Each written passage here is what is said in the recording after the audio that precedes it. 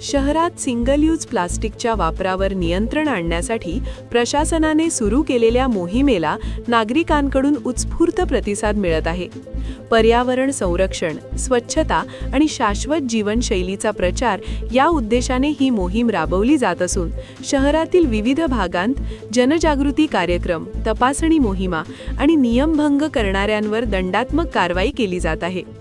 Plastic कचऱ्यामुळे नाले तुंबणे, पावसाळ्यात पाणी साचणे आणि जलप्रदूषण यांसारख्या समस्या वाढत असल्याने प्रशासनाने प्लास्टिक मुक्त बदलापूरचा संकल्प केला आहे.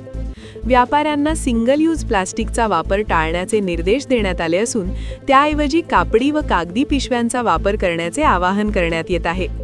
काही ठिकाणी स्वयंसेवी संस्था आणि स्थानिक गटांकडून नागरिकांना मोफत कापडी पिशव्यांचे वाटप करून या मोहिमेला अधिक बळ दिले जात आहे. शाळा, महाविद्यालये आणि सामाजिक संघटनांच्या माध्यमातून जनजागृती कार्यक्रम राबवले जात असून तरुणांचा सहभाग विशेषतः लक्षणीय आहे.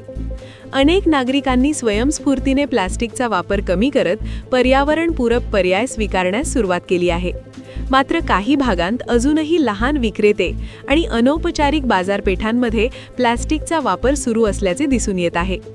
पर्यायी साधनांची उपलब्धता आणि वाढलेला खर्च ही त्यामागील प्रमुख कारणे असल्याचे सांगितले जात आहे.